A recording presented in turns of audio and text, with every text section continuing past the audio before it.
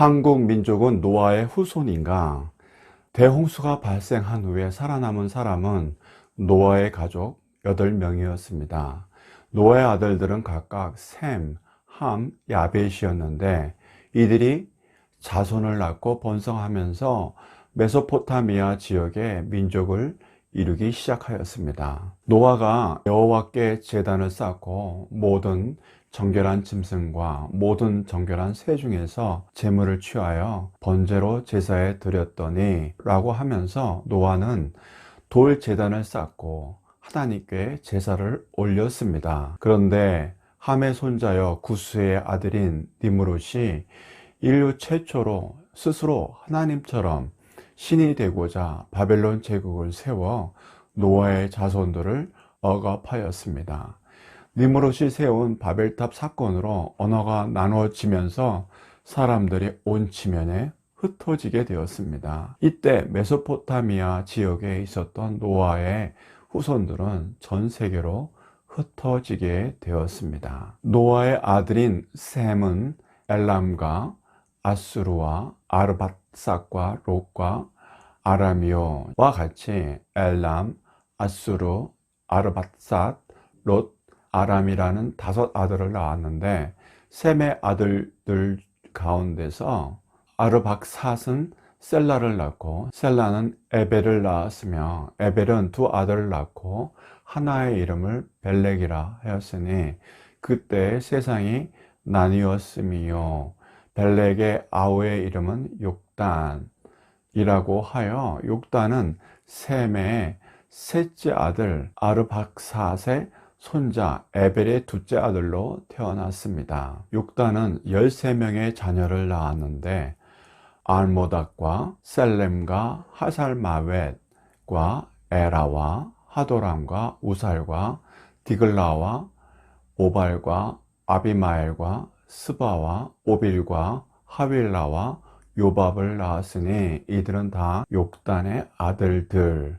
창세기 10장 27절에서 29절 이라고 하면서 욕단은 13명의 아들을 낳았습니다. 욕단의 13명의 아들은 창세기에 기록된 가장 많은 아들들이었습니다. 욕단과 13명의 아들은 창세기에 더 이상 기록되지 않았습니다. 다만 욕단과 13명의 아들은 메사에서부터 스발로 가는 길에 동쪽 산이었더라 고 하면서 메사에서 머물다 스발로 가는 길에 동쪽 산을 향하여 이주하였다는 기록밖에 없습니다.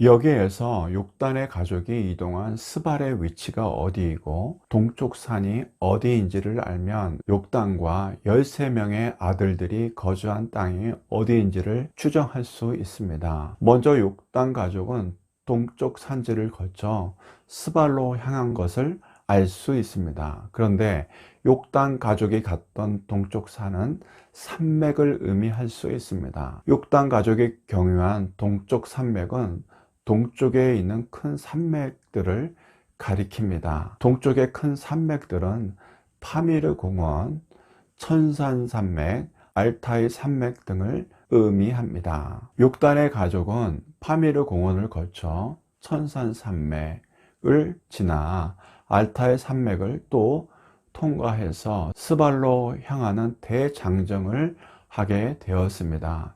여기에서 욕단 가족이 향했던 스발은 시베리아를 의미합니다. 동쪽의 산맥인 파미르 공원에서 천산 산맥 그리고 알타이 산맥을 넘어가면 마침내 시베리아 벌판이 펼쳐지게 됩니다. 시베리아는 고조선의 무대인 만주 대륙이 연장된 땅으로 한민족의 역사가 출발한 지점입니다. 이 광활한 시베리아가 바로 고조선의 개국 무대였습니다.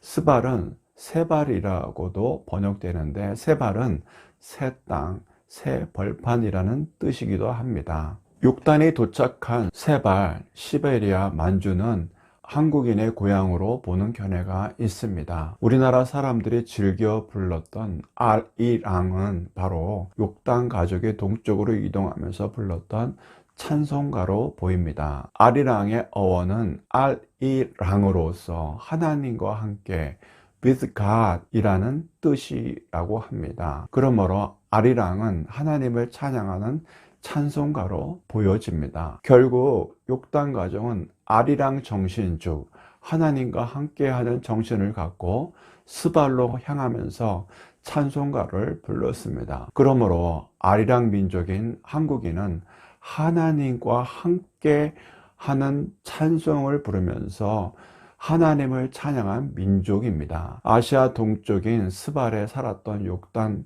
가족은 에벨의 혈통이었습니다. 따라서 한국인은 하나님께서 동방의 땅끝에 감추어 두신 셈의 후예일 수 있습니다.